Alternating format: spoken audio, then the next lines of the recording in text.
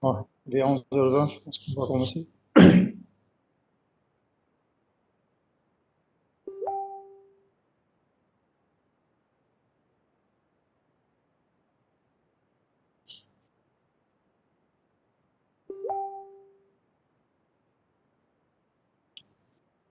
Voilà, donc le nouveau chapitre, c'est les fils. Les fils.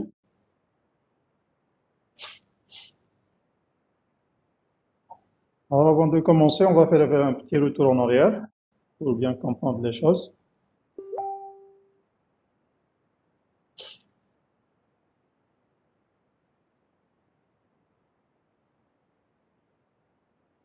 Alors, si on revient à la définition d'un type, ce qu'on a vu en première année, donc, on a défini un type comme étant euh,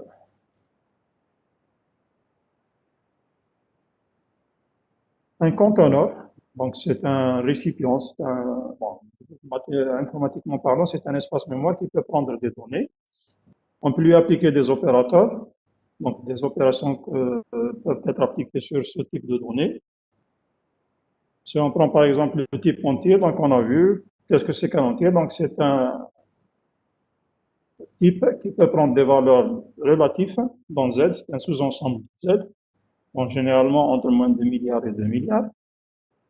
Les opérateurs qu'on peut appliquer sur ce type, donc on a tous les opérateurs arithmétiques, en plus du mode et du diff spécifique aux entiers, et les différentes relations, les différents opérateurs relationnels, inférieur, supérieur, inférieur, égal, ainsi de suite.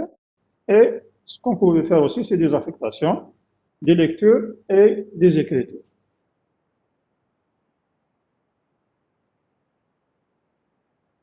Point de vue spatial, donc, un type entier, c'est un conteneur ouvert, donc il n'y a pas de porte linéaire, donc on peut l'utiliser sans demande d'ouverture. Si vous déclarez un entier, par exemple, vous pouvez directement lire l'entier sans avoir à ouvrir. Tel qu'on avait, par exemple, avec les fichiers l'année passée, avant de commencer le travail avec un fichier, vous devez l'ouvrir. Pourquoi? Parce que c'est pas la même structure. Là, on a un entier, donc on a vu, on vous a jamais dit qu'il faut ouvrir l'entier avant de commencer à le manipuler. Alors, ces informations qu'on a données sur les entiers sont largement suffisantes pour pouvoir le manipuler. Donc, là, j'ai défini quelles sont les opérations que je peux manipuler, les caractéristiques, il n'est pas fermé, il est ouvert. Donc, c'est largement suffisant pour pouvoir manipuler ce type d'entier. Maintenant, si on veut aller plus loin, en tant qu'informaticien, je peux par exemple justifier pourquoi les valeurs possibles pour les entiers sont entre cette et cette valeur-là, cette valeur négative et cette valeur positive. Parfois, par exemple, si on applique, on développe un algorithme de calcul de la factorielle, à un certain moment, on peut la factorielle erreur, on ne peut pas la calculer. Alors, pour quelqu'un qui ignore qu'est-ce que c'est réellement un entier, il ne peut pas justifier pourquoi l'algorithme du calcul de la factorielle s'est bloqué. Alors, en tant qu'informaticien, si on veut aller plus loin, je peux justifier pourquoi ces valeurs-là, et je peux justifier pourquoi le calcul de la factorielle va se planter à partir d'un certain nombre, à partir de 17, 18 factoriels par exemple, votre calculatrice ne va plus pouvoir calculer le factoriel. Pourquoi? Parce qu'en tant qu'informaticien, on sait, en plus de ce qu'on a dit par rapport aux entiers, que les entiers sont représentés en machine avec des espaces mémoire, généralement 4 octets. Bon, il y a des anciennes machines qui ont 2 octets, ensuite 4, on peut aller jusqu'à 8 octets pour les entiers lents. Alors, si je double la machine, elle représente les entiers en complément à 2 aussi, chose qui est inconnue par rapport aux utilisateurs, c'est-à-dire large gamme d'utilisateurs. Mais en tant qu'informaticien, je sais bien que voilà, donc les entiers sont représentés sur 32 bits, ils sont représentés en complément à 2, sachant que le complément à 2, l'intervalle des données qu'il peut représenter sont entre moins de la puissance n moins 1, tel que le 1 c'est le nombre de bits à représenter moins 1, et le nombre négatif c'est moins de la puissance 31. Alors si je calcule ce nombre-là, ça me donne exactement la valeur positive. Et si je calcule cette puissance-là, ça me donne exactement cette valeur. Donc, en connaissant qu'est-ce qui se passe à l'intérieur de la machine, je peux justifier plein de choses qu'on ne peut pas voir en donnant juste les caractéristiques du type continu. La même chose pour le tableau, par exemple. Je peux définir les opérations. Qu'est-ce que c'est qu'un tableau? Donc, c'est un regroupement de plusieurs éléments du même type. Ces éléments ils sont repérés par un indice I. Si je veux appliquer des opérations, donc je dois savoir le type du tableau. Donc, toutes les opérations qui s'appliquent sur ce type, ils peuvent être appliquées sur les éléments du tableau. Je peux référencer un élément en utilisant le T entre crochets de l'indice de l'élément. La même chose, si je vous donne ça, T, donc c'est un regroupement de valeurs, vous pouvez accéder à un élément en utilisant cette syntaxe-là. Cela est largement suffisant. Mais si je veux aller plus loin, il m'a plaisanté, donc je peux justifier pourquoi, par exemple, je peux accéder avec un indice. Ce qui fait qu'il y a la caractéristique qu'on a vue sur le tableau, c'était un accès direct aux éléments. Pourquoi? Là, on le sait maintenant, c'est parce que lorsque vous déclarez un tableau, le système va vous réserver des espaces mémoire contigus et l'accès à un élément en ayant son indice revient à un calcul d'adresse, c'est l'adresse de base plus I fois la taille d'un élément. Donc tout ça, il est caché par rapport à un grand nombre d'utilisateurs. Un utilisateur classique qui n'est pas un spécialiste, donc il suffit de lui dire de voir le tableau, qu'est-ce qu'on peut faire avec le tableau, ça lui suffit. Maintenant, en tant qu'informaticien, je peux aller plus loin. La même chose avec les autres structures telles que les enregistrements, les fichiers, tout ce qu'on a vu comme structure de données avant. Donc, pour la manipulation, il suffit de donner une définition abstraite et les outils qui permettent de manipuler cette structure. Maintenant, on va voir avec les piles et les fils de la même manière, c'est-à-dire on va donner les outils et on va voir qu'est-ce qui se passe. On va commencer donc par les piles. Les piles, c'est quoi? Donc, c'est quoi une pile? Alors, on vous dit qu'une pile est une boîte fermée ayant une seule ouverture, pouvant avoir différentes formes suivant les objets qu'elle contient. Par exemple, une boîte circulaire, cylindre, une boîte carrée. Selon les objets qu'on peut mettre à l'intérieur, elle change de forme. Ça veut dire que lorsqu'on parle de piles, on peut avoir différents objets qu'on peut mettre à l'intérieur de la pile. Et la pile va prendre la forme de l'objet. On vous dit aussi que la pile, pour pouvoir l'utiliser, il faut d'abord l'ouvrir. Ça veut dire que ce n'est pas comme un entier, il est ouvert. C'est plutôt comme un fichier. Avant de commencer le travail avec une pile, il faut l'ouvrir. Sinon, on ne peut pas utiliser une pile fermée. Une autre caractéristique des piles, c'est que les objets qu'elle contient, ils sont superposés, l'un en dessous de l'autre. Et donc, on ne peut voir que l'objet qui se trouve à la surface. Par exemple, si c'est des objets carrés, des objets circulaires, des objets rectangles, ainsi de suite, ce qu'on appelle l'objet qui est à la surface, on l'appelle le sommet de la pile. Mais les objets qui sont en dessous, on ne peut pas les voir. Donc, je ne peux pas voir qu'est-ce qui est écrit sur le deuxième élément, par exemple. Là, je vois, il stocke, ainsi de suite. Par contre, les objets qui sont en dessous, on ne peut pas les voir. Ils sont donc cachés par le premier élément là qui s'appelle le sommet de la pile.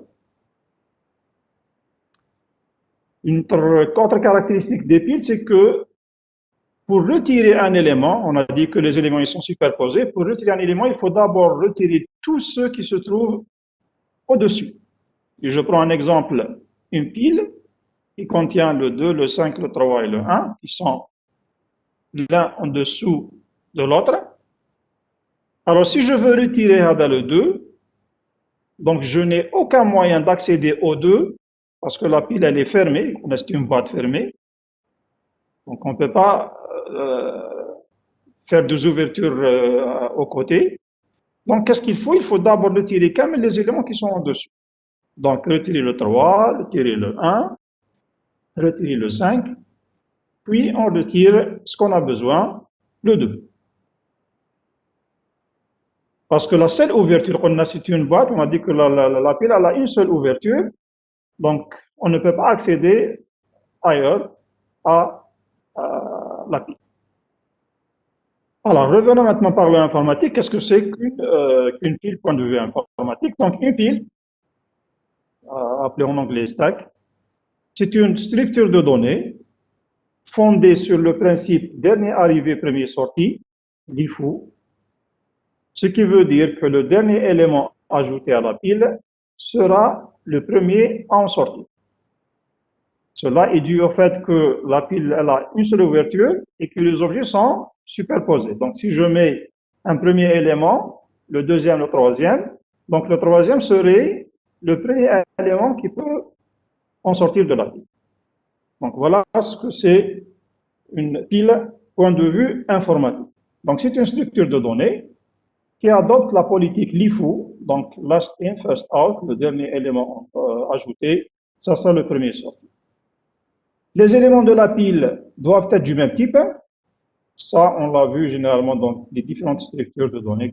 Quand on parle de tableau, donc c'est un regroupement d'éléments du même type. Un fichier, c'est un regroupement d'éléments du même type. La même chose, donc les piles, ça doit être un regroupement des éléments de même type. Ça veut dire que je ne peux pas, c'est pour ça que j'ai dit là, tout à l'heure qu'on a dit que la pile, elle prend la forme des objets. Donc, les objets, ils ont tous le même type. Ce sont des objets carrés, donc la pile serait carrée. Si les objets sont circulaires, donc la pile serait cylindrique, ainsi de suite. Les opérations pouvant être appliquées aux piles sont appelées les primitives, comme on a défini par exemple les opérateurs arithmétiques, les opérateurs de relation sur les entiers. Maintenant, on définit des opérations qu'on appelle primitives, qu'on peut appliquer aux piles. Alors, si on se donne une pile P, d'éléments X de type, un type élément, ce type il peut avoir n'importe quelle valeur, ce qu'on a vu déjà, donc il peut être des entiers, une pile d'entiers, une pile de réels, ça peut être un enregistrement, c'est une pile d'enregistrement, ça peut être un tableau, c'est une pile de tableaux, une pile de fichiers, ainsi de suite. Donc je peux avoir le type élément, il peut prendre n'importe quelle valeur de ce qu'on a vu auparavant, que ce soit en première année ou là, ce qu'on a vu les cours précédents, tels que les listes. Je peux avoir une pile de listes. Chaque élément, c'est un pointeur vers une liste. Alors, les primitives de manipulation d'une liste, on a généralement 5 à 6 primitives qui nous permettent de manipuler les piles. La première primitive, c'est l'initialisation. On a dit qu'une pile ne peut être utilisée avant d'être ouverte. Donc, justement, il y a une primitive qui nous permet d'ouvrir une pile et de l'initialiser à vide. Sa syntaxe, c'est quoi? On utilise le mot-clé ADA. Bon, c'est un mot-clé entre parenthèses parce que c'est nous qui allons définir la fonction ou bien la procédure, la primitive en général. Donc, init pile, je lui donne le nom de la pile. C'est un identificateur. C'est un objet. Comme on a vu les fichiers, les tableaux, les listes, on a un nom de l'objet. Alors là, il y a la primitive init pile. Je lui donne comme paramètre le nom de la pile. Ça permet de m'ouvrir une pile vide. Donc, init pile, ça permet de déclarer, ou bien de réserver un espace mémoire, en quelque sorte, qui s'appelle P. Il est vide au départ, et maintenant il est ouvert. Je peux mettre des objets à l'intérieur.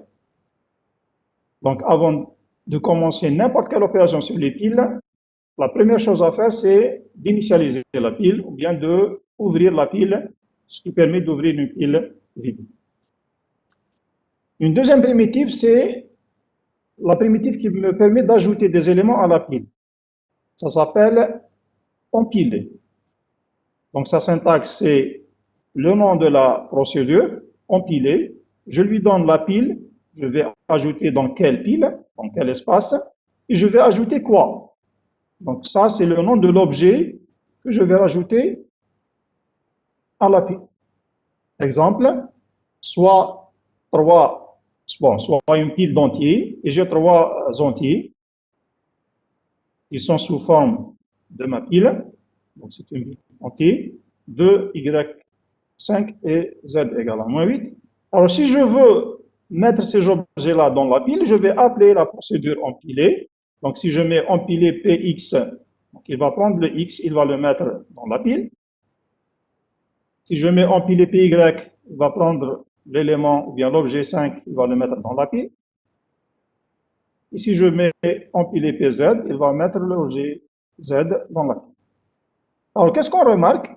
Une fois qu'on a empilé les trois éléments, les deux premiers, je ne vois plus leur valeur. Ils sont cachés. Donc, chaque élément empilé, ajouté, il cache l'ancien. Il devient lui-même le sommet de la pile. Donc, au départ, c'était le 2. J'ai empilé le 5, donc le 2 est caché. Le sommet de pile, maintenant, c'est le 5. J'ai ajouté le 8, maintenant, le sommet de pile, c'est 8.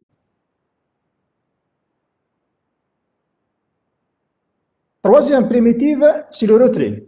Donc, elle permet de retirer un élément de la pile et de le récupérer dans une variable. Donc, tout à l'heure, pour empiler, je mets une variable en quelque sorte dans la pile. Maintenant, je vais récupérer l'élément dans la variable. Faites attention, cette primitive de retrait, elle supprime l'élément de la pile. Elle supprime l'élément de la pile.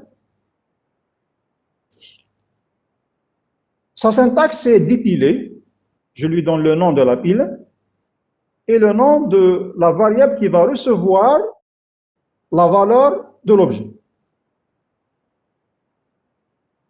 C'est clair? Donc, parfois, vous trouvez une autre syntaxe, on l'appelle désempiler. Bon, les deux sont corrects. D'habitude, moi, j'utilise dépiler, mais vous pouvez trouver la bibliographie désempiler. La même chose, la syntaxe, donc nom de pile, nom de l'élément. Alors, si on se donne une pile avec trois éléments, ce qu'on voit, c'est le moins 8. Alors, si on veut récupérer ces éléments-là, il suffit d'appeler la procédure avec un nom de variable. Donc, si je mets par exemple dépiler PX, ça veut dire que je vais récupérer le sommet de la pile dans la variable X et, attention, il sera supprimé de la pile. Donc, il sera enlevé de la pile. Ça me donne ça. Donc, je récupère ce X. La pile maintenant contient deux éléments. Et vous voyez que je vois maintenant qu'il y a un nouveau sommet qui est le 5.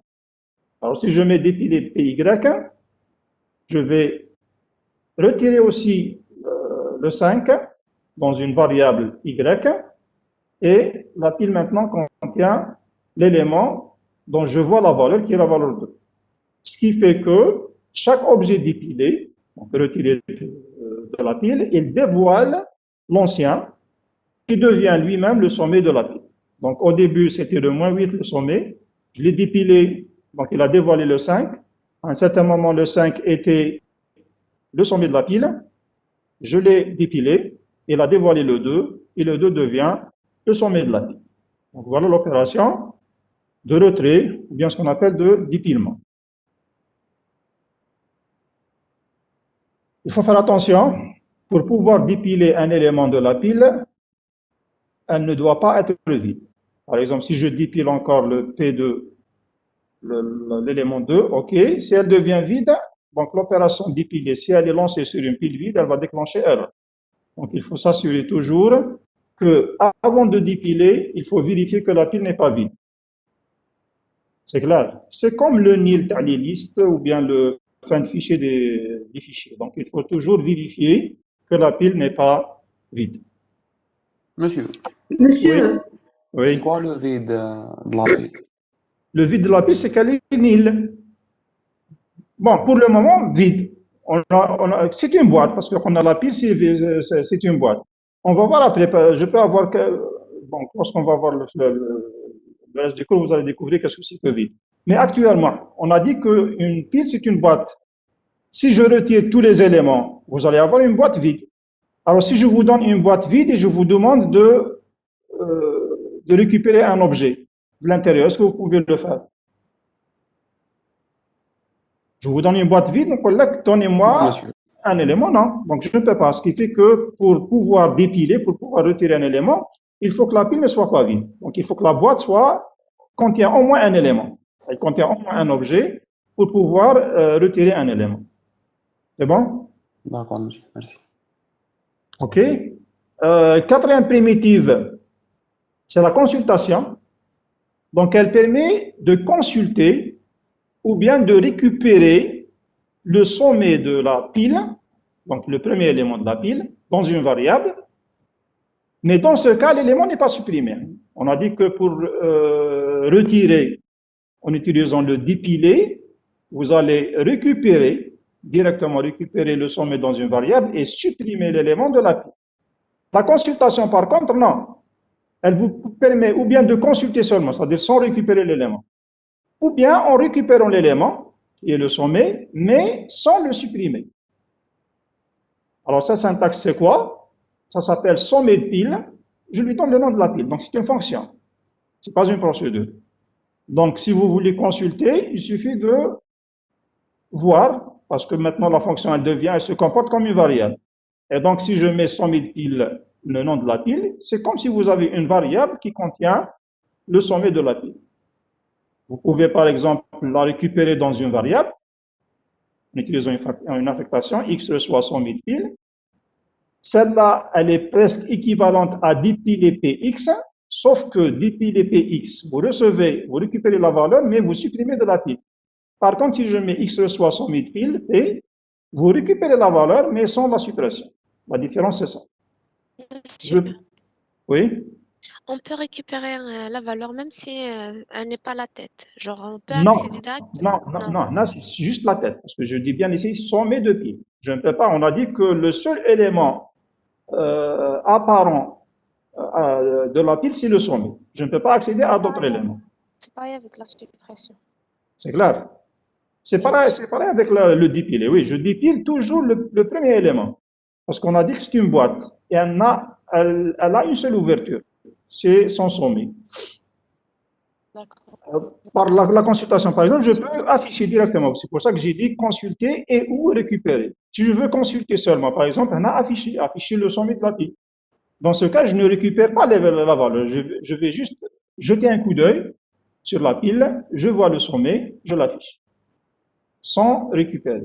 Comme je peux récupérer le sommet dans une variable, mais il ne sera pas supprimé. Là, c'est le plus intéressant. C'est que si j'utilise la consultation, c'est-à-dire le sommet de pile, je ne supprime pas l'élément.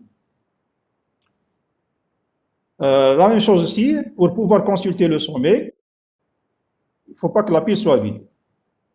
Je ne peux pas voir un objet si la pile est vide. Si la boîte est vide, vous ne voyez rien à l'intérieur. La cinquième primitive, c'est le test, est-ce que la pile est vide?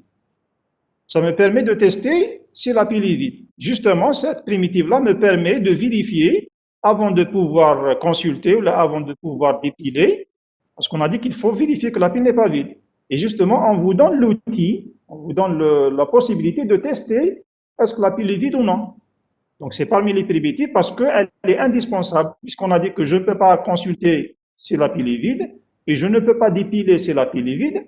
Alors, comment puis-je savoir que la pile est vide ou non? On vous donne un moyen, on vous donne un outil, on vous donne une opération, on vous donne une primitive. Elle s'appelle pile vide. C'est une fonction aussi, c'est une fonction booléenne. Je lui donne le nom de la pile et elle va vous dire est-ce que la pile est vide ou pas. Enfin, par exemple, je peux dire si non pile vide, alors écrire sommet. Parce qu'on a dit que le sommet ne peut être affiché que si la pile n'est pas vide. Alors justement, pour tester qu'elle n'est pas vide, je peux utiliser si non pile vide, c'est une fonction booléenne, alors écrire sommet. Ou bien si non pile vide, alors x soit sommet. Je peux l'utiliser avec le dépiler aussi. Parce qu'on a dit que dépiler ne peut s'exécuter que si la pile n'est pas vide. Enfin, la sixième primitive, c'est le test, est-ce que la pile est pleine? Est-ce que la boîte est pleine? Donc, elle permet de tester si la pile est pleine. Sa syntaxe, c'est pile pleine comme pile vide. Je lui donne le nom de la pile. C'est une fonction booléenne. Là aussi, parce que dans des cas particuliers, parce qu'on va voir que cette fonction est utilisée dans des cas particuliers, par exemple, si non pile pleine, alors empiler. Parce que si la boîte est pleine, est-ce que vous pouvez mettre des trucs en plus à l'intérieur? Non. Non. Donc, je ne peux pas empiler si la pile est pleine. Et donc, pour tester est-ce qu'elle est pleine ou pas, je fais appel à la fonction pile pleine. Sauf que cette fonction-là, ou bien cette primitive-là, elle est utilisée dans un cas particulier qu'on va voir après.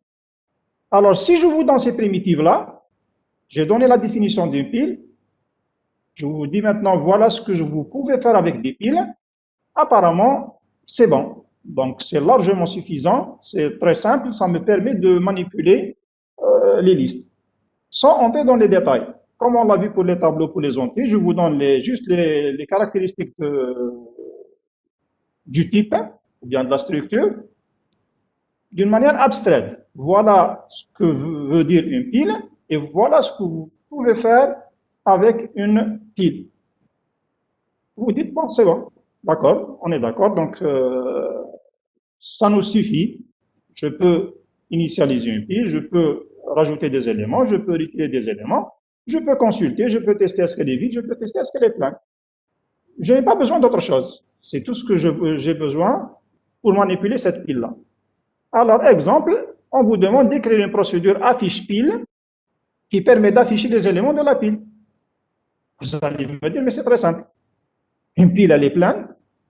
Je vais à chaque fois retirer l'élément, l'afficher, retirer l'élément, l'afficher, et ainsi de suite, jusqu'à ce que j'atteigne la pile vide.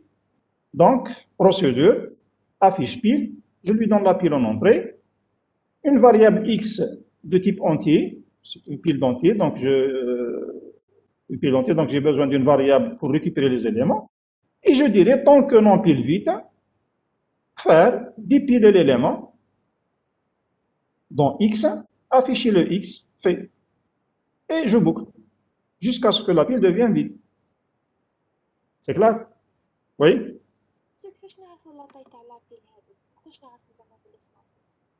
Comment savoir? Pour le moment, justement, c'est une question qu'on va voir. Pour le moment, je ne sais rien. Je déclare une pile. On vous dit, vous avez la main de déclarer une pile. La taille, donc c'est un problème, on va voir. Bon, si on suit cette procédure déjà, avant de parler de taille, si je vais suivre cette procédure, est-ce que vous êtes d'accord sur ça? Oui, monsieur. D'après ce qu'on vous a donné, donc c'est largement suffisant pour afficher une pile. Donc c'est pas mal. Mais moi, je vois qu'il y a un petit problème là. Je vois qu'il y a un petit problème. C'est que, là, on a dit que la primitive dépilée, elle permet de récupérer l'élément et de le supprimer de la pile. C'est ça? Dépiler, c'est pas comme consulter. Elle supprime de la pile. Et donc, si vous faites tant que non pile vide, dépiler, afficher, dépiler, afficher, dépiler, afficher, mais à la fin, vous avez perdu votre pile. Oui. Oui ou non? Oui, oui, monsieur. Oui. Oui, tout le monde est d'accord? Oui, monsieur. Oui. Alors qu'une autre personne dit, mais non, monsieur, c'est vrai que vous avez signalé un problème, mais pourquoi perdu? Puisqu'on a envoyé l'élément en entrée. Et on a dit que lorsque l'élément est en entrée, donc lorsque je termine la procédure ou bien la fonction, je récupère mon élément, non? Oui ou non? Oui, monsieur, car Oui. c'est une procédure. Une procédure, j'ai envoyé l'élément P en entrée, donc par Il valeur. va être Il ne change envoyé pas à la comme copie. Et donc, elle n'est pas perdue. Je ne sais pas, monsieur. Alors, qui est pour et qui est contre? Est-ce que la pile est perdue ou pas? Non. Non. Non. Elle Oui. est perdue. C'est vrai?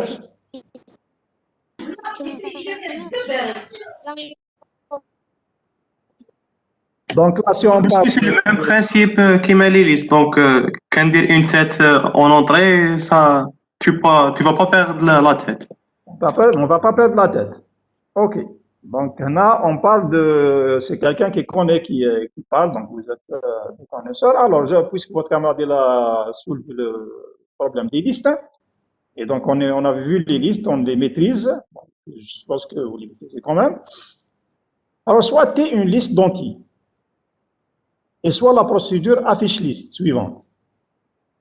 Je change un peu la procédure d'affichage. C'est vrai que je vais envoyer la liste T en entrée, non pas en entrée, sortie. J'utilise une variable intermédiaire P, et je vais dire tant que T est différent de nil, T reçoit T, j'affiche la valeur, T reçoit T suivant, libérer le P est fait. Alors, que pensez-vous? Le paramètre T de la liste est passé en entrée. Est-ce que la liste existe à la fin de la procédure ou bien je vais la Non. perdre? Non, je vais la perdre. Non, elle existe. Elle existe ou là elle est perdue? Perdre. Elle existe. Elle existe. Vous allez me dire T rare en entrée. Je mets tant que T différent de nil. Bon, P c'est un variable locale. Vous allez dire ça ne m'intéresse pas. J'affiche la valeur, T reçoit T suivant. Mais à la sortie, le T va récupérer la valeur originale. Et donc, vous allez me dire qu'elle n'est pas perdue. Elle existe. Non, elle est perdue. Ceux qui disent qu'elle est perdue, pourquoi? Pourquoi vous dites que la liste est perdue? Monsieur, parce que le T راهو يمشي هنا حيولي في لا فان تاع لا ليست. نو ما يقدرش يعاود يولي مع الاول تما لي بيردو. Mais non, attention, il est en entrée. Monsieur, il va travailler avec une copie de T, ماشي avec une figure. Oui, c'est vrai, on a dit qu'il va travailler avec une copie de T. Donc, à la fin, il va remettre l'original. C'est clair? Oui. On va voir. Soit disons, c'est la liste T, elle contient l'adresse A0 du premier élément, donc elle pointe vers V0, V0 pointe vers A1, A1 pointe vers A2, ainsi de suite. C'est clair? Si je fais appel à la procédure affiche liste, donc je vais créer un environnement de procédure. Qu'est-ce qu'elle va faire la procédure? Elle trouve le paramètre il est en entrée, donc elle va créer une copie. C'est le T rouge et non pas le noir. Le noir, il contient A0.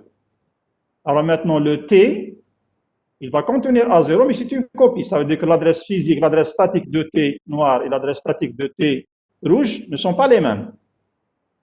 OK. On commence l'exécution de affiche list. Je trouve qu'il y a un P variable locale. Tant que T est différent de nil, le T il est sur A0, il est différent de nil. Je mets là une certaine action, P reçoit T. Donc P pointe vers la première valeur. Écrire T va, j'affiche, T reçoit T suivant, donc je passe au suivant. Mais c'est le rouge qui se déplace, le noir non. Donc c'est la copie qui se déplace. Sauf que là, j'ai mis libérer P. Libérer, qu'est-ce qu'elle fait? Que fait l'action libérée? L'espace. L'espace P, il pointe vers cet espace-là. Donc, si je mets libérer P, l'espace, il sera libéré. Je reviens à la boucle. Est-ce que T est différent de nil? Oui, il pointe sur A1. Je remets aussi P reçoit T. Donc, P va recevoir A1. Il pointe vers cet espace, l'adresse A1. Écrire T val, donc je vais afficher V1. Et j'avance, T reçoit T suivant. Donc, le T rouge, qui est la copie, il se déplace. Hop, je trouve libérer P. Donc, je libère l'adresse pointée par le P, qui est le V1. Donc, le V1 va disparaître. Je reviens à la boucle, T différent de nil, lui, T pointe vers A2. P reçoit T, donc P reçoit A2. Il pointe vers V2. J'affiche la valeur, V2, et je mets T reçoit T suivant. Donc, T maintenant, il est sur le nil. C'est toujours la copie qui est sur le nil. Hop, je trouve un libéré P. Le P contient A2, donc je libère cet espace-là. Fin de la procédure. Qu'est-ce que je remets? Je remets la valeur originale à T, noir.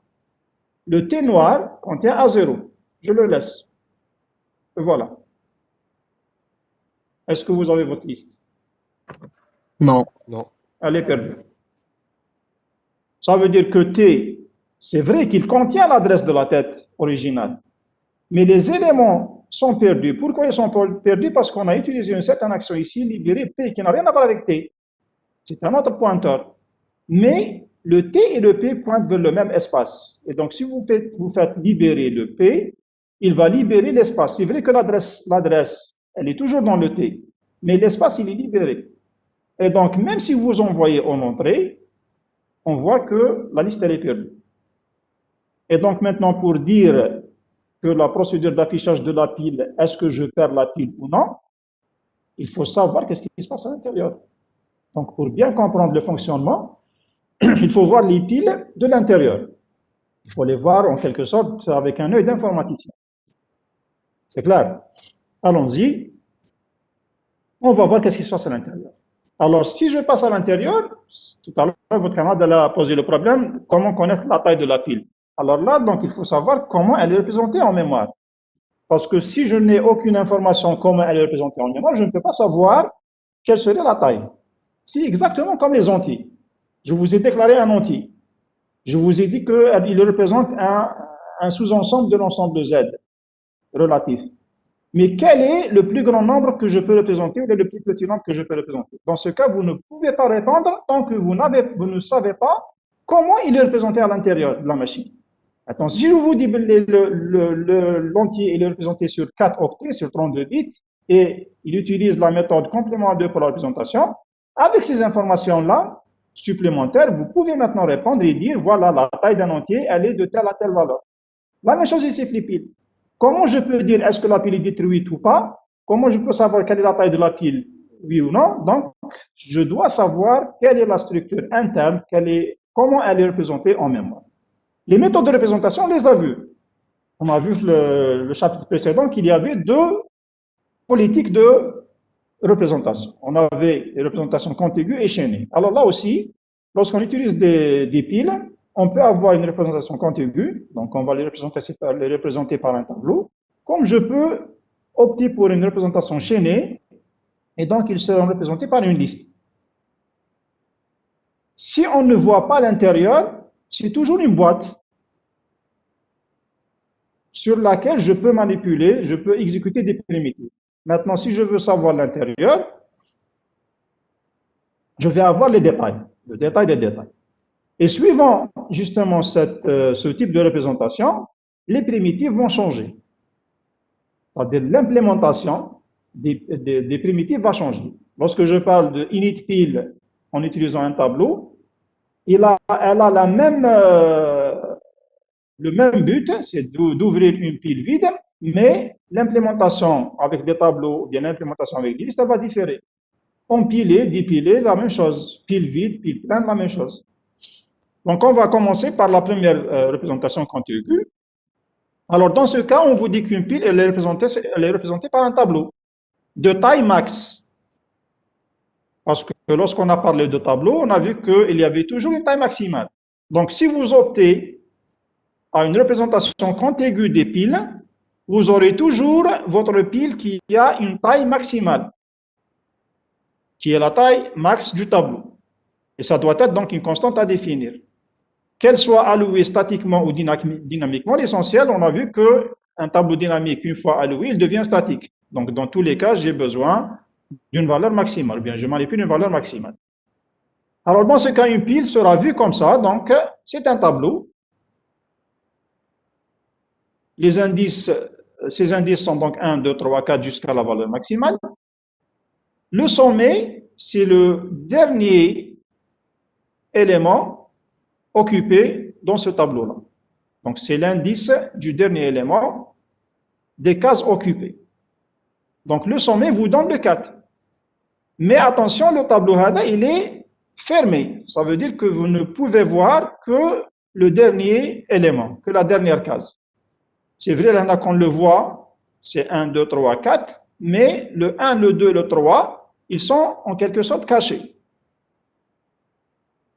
Les espaces verts sont des espaces libres, des emplacements libres, donc je peux ajouter des éléments.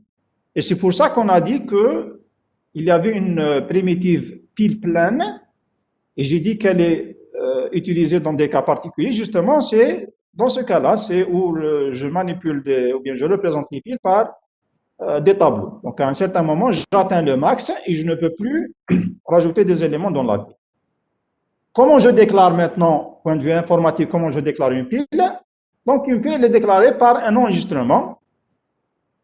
Cet enregistrement, qu'est-ce qu'il contient? Une fois qu'on a défini une valeur maximale avec donc, une constante de valeur max, par exemple 1000, donc je vais définir un type pile qui s'appelle pile. C'est quoi? C'est un enregistrement. Il est composé d'un tableau de taille max que j'ai défini de type élément. On a dit que la pile peut avoir des objets de type différents. Et donc, je donne là le type de l'élément, ou bien le type des éléments de cette pile. Et je donne l'indice du sommet. Parce qu'on a dit que je ne peux voir que le sommet de la pile. Alors, ce sommet-là, il va être un entier dans cet enregistrement. Donc, maintenant, dorénavant, lorsque vous dites P, c'est une pile, vous ne cherchez pas à voir ces déclarations. C'est clair. Une fois qu'on a défini le type, ça devient un type utilisable. Donc, c'est comme si on a créé une bibliothèque, on a déclaré le type pile. Maintenant, lorsque vous faites dans votre algorithme, dans votre programme var, P c'est une pile, il va reconnaître. Pourquoi? Parce qu'elle est déjà déclarée comme étant un nouveau type. Alors, une fois qu'on a défini le type, on va voir comment implémenter les primitives. Première primitive, initPile. On a dit qu'elle permet d'initialiser la pile et de l'ouvrir, initialiser et de l'ouvrir et de la mettre à vide. Alors, en utilisant cette déclaration, la procédure initPile devient comme suit. J'ai besoin juste d'initialiser le sommet. Alors, si je dis que le tableau, la pile, elle est déclarée par un tableau de 1 à max, à 200, à 2000, à 1 million, si je mets le P sommet, P c'est un enregistrement, donc P point le champ sommet reçoit 0, ça veut dire que la pile, elle est ouverte et elle est vide. Le 0, vous savez bien que dans les tableaux, les indices commencent de 1. Et donc, si je mets 0, ça veut dire que la pile est vide. Il n'y a pas d'élément. Le premier élément doit se trouver à la position 1. Si la première position que j'ai, elle est à 0, ça veut dire que la pile est vide. Donc, j'ai déclaré, j'ai ouvert une pile vide. Ça, en quelque sens, cette architecture-là. Donc, tout le tableau est libre, toutes les cases sont vides, et le sommet ne pointe pas vers le premier élément, mais il pointe vers une zone nulle, 0. Juste une remarque ici, pour les tableaux qui commencent à 0, tel que le C, on initialise à -1. Vous savez bien que le C, l'indice des tableaux commence à 0. Donc, pour dire que le tableau est vide, je vais initialiser à -1 au lieu de 0, parce que le 0, c'est une valeur qui existe. Par contre, en algorithmique, généralement, lorsqu'on vous dit que les tableaux commencent à 1, donc le 1, c'est le numéro de la première case, c'est l'indice de la première case. C'est bon? Monsieur, s'il vous plaît, j'ai une question. Oui. Monsieur, le sommet pile n'affecte l'index de tableau, mais la valeur. Non, là c'est l'index. On va voir comment récupérer la valeur. Là c'est juste l'index. C'est l'indice qui est affecté au sommet. Le sommet c'est un entier. L'élément c'est un type élément. Là c'est le cadre général. C'est pas une pile d'entiers. On vous dit que c'est une pile de type élément. Ça peut être d'entier, de réel, d'enregistrement, de fil, de fichier, de n'importe quoi. Mais le sommet, il est toujours entier, lui. Parce que le sommet, c'est un indice du tableau. Ah, d'accord. Bien. Non, alors, on voit que la complexité de initPile, c'est quoi? Elle est O de 1. Je ne vois qu'une seule affectation dans la procédure. Donc, la complexité de initPile, elle est en O de 1. La deuxième primitive, c'est empiler. C'est l'ajout des éléments à une pile. Alors, empiler, donc je lui donne le nom de la pile. Vous voyez maintenant, puisqu'on a défini le type pile, il suffit de mettre P, c'est une pile. Maintenant, pile, c'est un type prédéfini. Classe, on l'a vu. Elle est en entrée-sortie. Pourquoi? Parce qu'elle va changer. Parce que je vais changer le contenu de la pile. En entrée, je lui envoie un X de type TAO, c'est type élément. Alors, vous remarquez là maintenant, pour celle qui a juste vient de poser la question, est-ce que le sommet contient l'indice ou bien la valeur? Vous voyez là que le sommet maintenant, avant de récupérer l'élément, je vais incrémenter le sommet. Donc, en quelque sorte, vous avez une pile. Son sommet, il pointe vers l'indice 3, qui contient V3. Si je veux empiler une nouvelle valeur, un nouveau objet, qu'est-ce que je fais? J'incrémente d'abord le sommet, j'enlève le sommet, ensuite je mets le X dans P T sommet. Et ainsi, donc, le sommet s'est déplacé et vous avez votre nouvelle valeur dans le tableau. Et on se rapproche pas à pas vers le maximum. C'est clair? Sans complexité, la même chose. Donc, j'ai une affectation là, avec une addition, une affectation. Donc, elle est en haut de 1. L'empilement, il est en haut de 1. Troisième primitive, dépiler. Dépiler, on a dit qu'elle permet de récupérer la valeur de la pile, ensuite de la supprimer de la pile. Donc, son implémentation est comme suite. J'envoie un paramètre pile en entrée-sortie. Pourquoi? Parce qu'elle va changer. Et j'envoie en entrée-sortie aussi, ou bien en sortie, un élément X pour récupérer justement la valeur. Alors, qu'est-ce qui se passe ici? Donc, j'ai par exemple la pile à cette situation. J'ai le sommet qui pointe vers une valeur, vers le sommet, qui pointe vers Vx. Qu'est-ce que je fais? Je récupère d'abord le X. Ensuite, je décrémente le sommet. Si je décrémente le sommet, donc l'ancienne valeur Vx, c'est vrai que dans un tableau, elle existe toujours. Elle existe toujours, mais elle est en quelque sorte supprimée. Donc la case devient verte. Pourquoi? Parce que je ne peux pas accéder à cette valeur-là. Et si je vais faire un deuxième empilement, juste après le dépiler, il ne va pas me dire que cette case, elle n'est pas libre. Pour lui, elle est libre. C'est vrai que la valeur existe toujours parce que c'est un tableau. C'est ce qu'on appelle une suppression logique, elle n'est pas physique. Ça. Donc, la valeur existe toujours, mais elle est déclarée verte. Elle est déclarée libre. Donc, si je fais par exemple empiler juste après dépiler, le système ne va pas me dire, attention, que la case, elle contient une valeur ou la case, elle est occupée. Quelle que soit la valeur qui existe à cette case-là, donc je peux l'écraser sans aucun souci. D'ailleurs, en tant qu'utilisateur, externe, je ne cherche pas à savoir est-ce qu'il y a une valeur ou pas. Je m'intéresse à dépiler, donc je lui envoie une pile, je récupère ma valeur. Comment elle est supprimée? Donc en décrémentant l'indice du sommet. Et ça devient libre, même si la valeur existe. Sans complexité toujours, donc c'est O de 1. Je n'ai une affectation ici, une soustraction, une affectation. C'est bon? Quatrième primitive, c'est le sommet de pile. Le sommet, on a dit que c'est une consultation. Donc, il suffit de lui envoyer la pile en entrée, P. Elle est de type élément. Son implémentation, donc, c'est sommet de pile reçoit P de T sommet, ou bien si on utilise la deuxième syntaxe retourner, donc sommet de pile retourner P T sommet.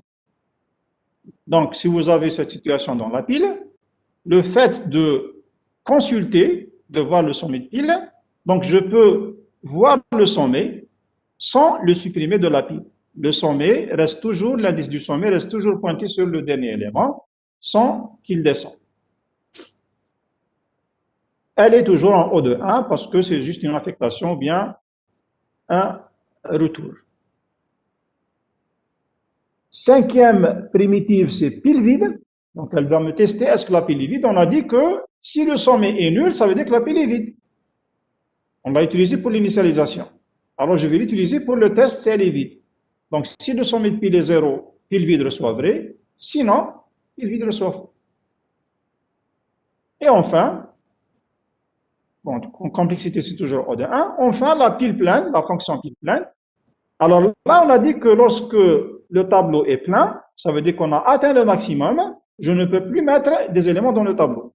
Et donc, pour tester est-ce que la pile est pleine, il suffit de tester est-ce que le sommet a atteint le maximum. Donc, si le P sommet est égal à max, alors pile pleine reçoit vrai, sinon pile pleine reçoit faux. Et justement, la fonction pile pleine, elle concerne, c'est pour ça que j'ai dit tout à l'heure qu'elle est utilisée dans un cas particulier. Donc, elle concerne juste les piles qui ont utilisé comme mode de représentation le mode contigu. Parce que les tableaux, je suis obligé de donner une limite. Et donc, dans ce cas, j'ai besoin de la fonction file pleine pour ne pas tomber dans l'erreur où je vais mettre des objets en dehors de la limite du tableau. C'est bon? Oui, monsieur. Bien. Maintenant, la représentation chaînée, la même chose, donc on va voir comment je peux implémenter une pile en utilisant la représentation chaînée. Alors, dans le cas du chaîné, la pile elle est représentée par une liste simplement chaînée. On a vu les listes, donc c'est exactement une liste simplement chaînée. Et donc, dans ce cas, la taille de la pile, elle est théoriquement infinie. Alors, si je reviens avec la question de votre camarade tout à l'heure, elle va dire comment je peux savoir. S'il vous plaît, oui. Éteignez vos microphones. Éteignez les microphones. Alors, dans ce cas, j'utilise une liste simplement chaînée. Et si je reviens, j'ai dit, si je reviens à la question de votre camarade tout à l'heure, elle a dit comment savoir la taille de la pile. Justement, dans une représentation chaînée, la pile n'a pas de taille. Elle est illimitée, théoriquement illimitée. Ça veut dire la seule limite, c'est l'espace mémoire que vous avez. Par contre, dans la représentation contiguë, je suis limité par le max, par la taille maximale du tableau. Monsieur, Oui. donc on ne va pas utiliser la fonction pleine Oui. pour la représentation. Très bien. Oui. Dans ce cas, on va voir qu'on ne va pas utiliser la fonction pile pleine. Je n'en ai pas besoin parce que la taille n'est pas limitée. Alors, si je donne la représentation d'une pile chaînée, la voilà. Donc, vous avez les limites de la pile. Elle est infinie, donc je peux rajouter n'importe quel élément ici. Vous avez le dernier élément, c'est-à-dire ce qu'on appelle la base de la pile, son suivant c'est 1000. Mais sinon, chacun a un élément suivant. Et vous avez le pointeur de la pile qui pointe toujours vers le sommet. Donc ça, c'est les objets, c'est les éléments. Et ça, c'est le pointeur de la pile. Donc la pile est définie par un pointeur, c'est tout. Un pointeur qui pointe vers le premier élément. C'est exactement une liste.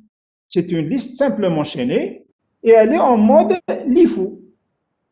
La déclaration, donc, elle se déclare exactement comme une liste, puisqu'on a dit qu'elle est représentée par une structure de liste, donc elle est représentée par une liste. Je vais mettre maintenant le nom pile, dans le type pile.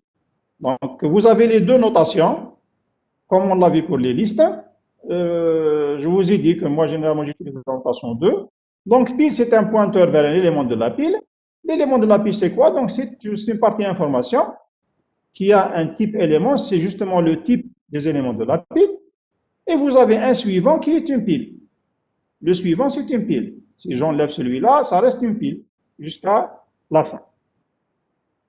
Exemple, pile pointe vers des éléments. Élément, c'est quoi? C'est info fait à entier et suivant. Donc, ça, c'est une pile d'entiers. Donc, cette déclaration me permet de déclarer une pile d'entiers. On revient aux primitives des piles en utilisant cette représentation, donc la représentation chaînée. La même chose, donc init pile, ça permet d'initialiser une pile. Alors vous voyez que le nom ne change pas. Elle s'appelle toujours init pile et son paramètre c'est toujours une pile. C'est l'intérieur qui change.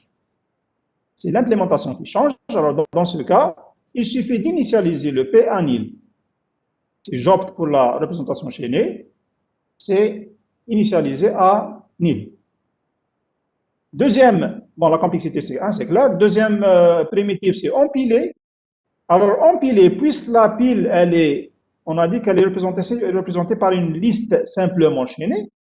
Donc, empilé revient à une insertion au début dans une liste simplement chaînée. L'insertion au début, on l'a vu. Donc, c'est exactement une insertion au début d'une liste simplement chaînée. Qu'est-ce qu'on a fait? Donc, vous avez la pile en entrée-sortie, l'élément en entrée. Donc, l'entête de la primitive ne change pas, qu'elle soit en tableau ou là en liste. c'est l'intérieur qui change. L'insertion au début, on l'a vu. Donc, je vais d'abord créer un nouveau élément. Donc, je dois déclarer un nouveau élément de type pile. Je vais réserver un espace pour cet élément-là. Donc, si vous avez une pile, à la situation AD fait à 3 éléments, V1, V2, V3. Si je veux rajouter un nouveau élément, donc je dois créer l'élément d'abord, alloué.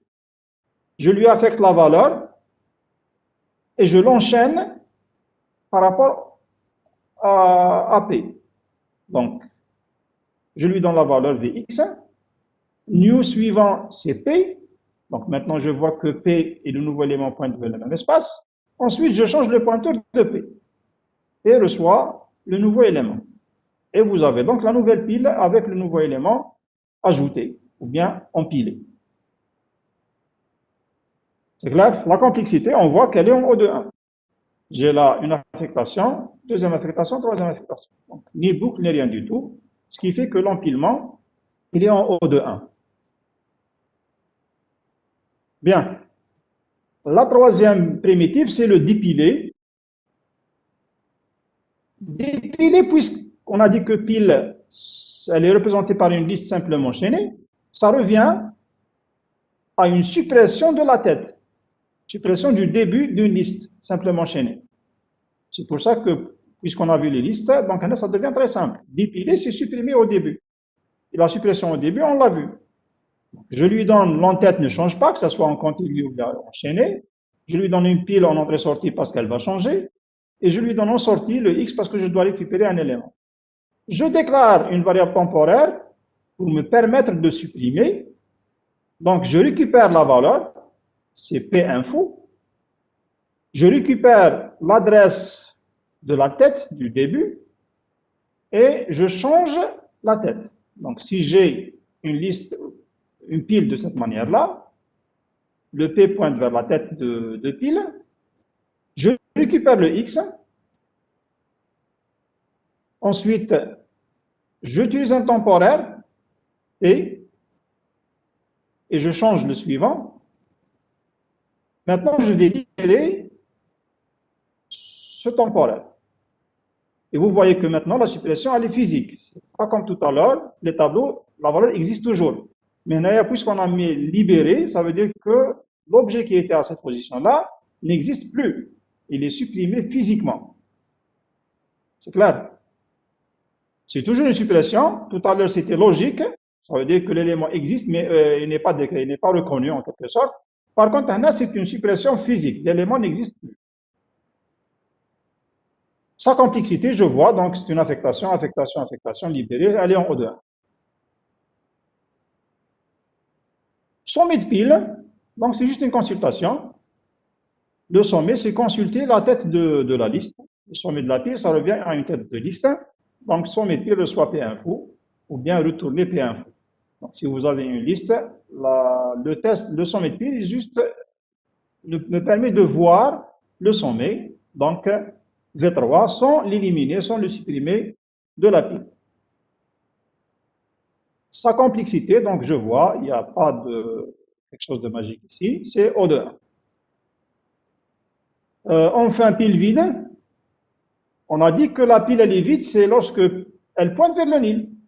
Et donc, je vais dire, si P égale à nil, alors pile vide reçoit vrai, sinon pile vide reçoit faux.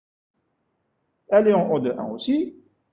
Et bien sûr, pile plein n'existe pas dans ce cas parce que la pile n'est pas limitée. On a vu que son espace... Oui. S'il y a une valeur dans le pénil, Comment ça? dans la structure, il y a la valeur et il y a nil. Oui. Et elle n'est pas vide. Attention, si tu mets le pointeur à nil, ça veut dire qu'il ne pointe vers... Ça, c'est un pointeur. Ah, d'accord. Si P égale à nil, ça veut dire qu'il ne pointe vers rien. Donc, il n'y a pas de valeur, il n'y a pas d'espace. Elle est vide. Alors, revenons à l'exemple de l'affichage d'une pile maintenant. Parce qu'on a vu qu'il y avait un problème. Et on a vu qu'il y avait une destruction de la pile. Donc, si on affiche une pile, on ne doit pas perdre la pile.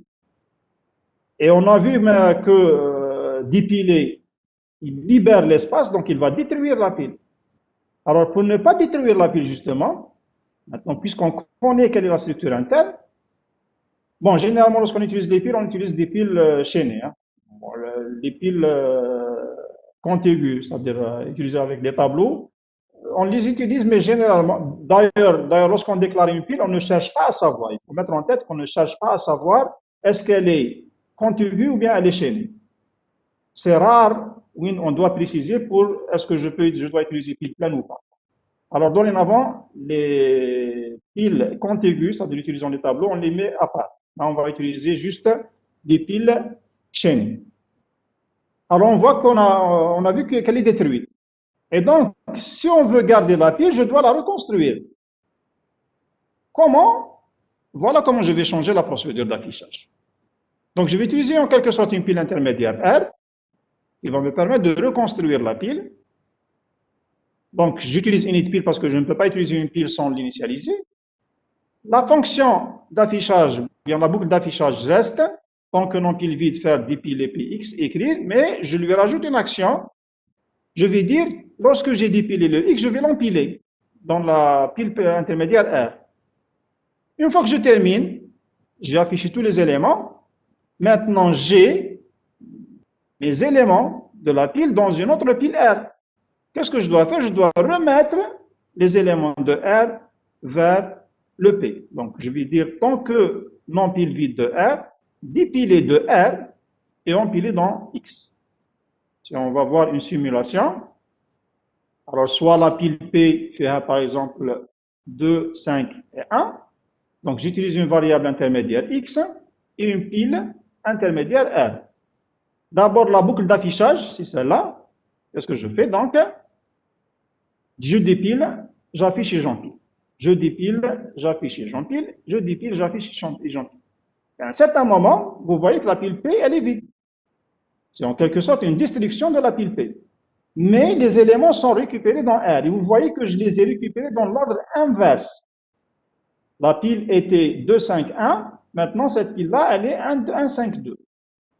Alors, si je passe maintenant à la reconstruction, je ferai le travail inverse. Donc, je dépile et j'empile. Je dépile et j'empile. Et je dépile et j'empile. Et vous voyez qu'on a reconstruit la pile dans le même ordre initial. Pourquoi? Parce que j'ai dépilé dans l'ordre inverse. Et donc, lorsque je vais redépiler en quelque sorte avec la boucle de reconstruction, je dois refaire le même travail, mais dans le sens inverse, ce qui me permet de récupérer ma pile initiale dans le bon ordre. Et la pile P intermédiaire elle est devenue vide, donc c'est un nil, ça ne sert à rien. C'est une variable locale, elle ne sert à rien. C'est bon? OK.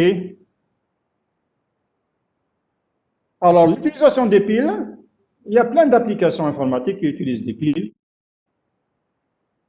Alors, vous voyez maintenant que lorsque je parle d'utilisation de piles, si en quelque sorte, ça me facilite un peu la tâche. On a dit que la pile, je peux la déclarer comme un tableau, comme je peux la déclarer comme étant une liste. Alors, au lieu d'utiliser des listes, ou bien d'utiliser des tableaux, et à chaque fois que je veux empiler, je vais exécuter les actions d'empilement, réserver, faire des affectations et tout, on s'est dit, là, Hadouma oublie, je vous donne en quelque sorte une bibliothèque qui s'appelle pile, ou la action pile. Vous déclarez une pile, ne prenez pas de souci pour la manière de représentation, le système va prendre en charge en quelque sorte, bon, système entre parenthèses, parce que c'est à nous de définir d'abord la bibliothèque. Ensuite, si vous voulez manipuler la pile, vous avez les primitives. Le détail maintenant, si vous voulez calculer la complexité ou vous voulez implémenter une certaine méthode, vous avez besoin de voir la manière de représentation, je vous le dis.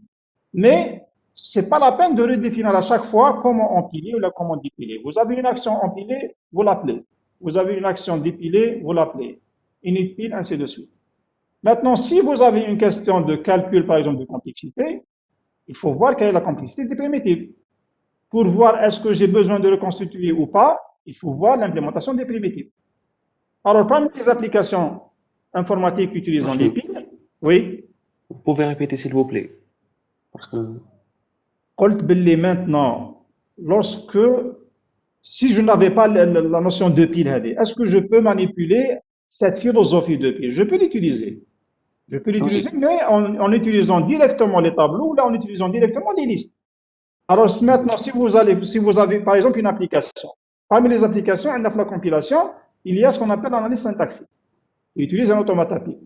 L'analyse syntaxique, par exemple, vous avez une expression arithmétique, il y a des parenthèses.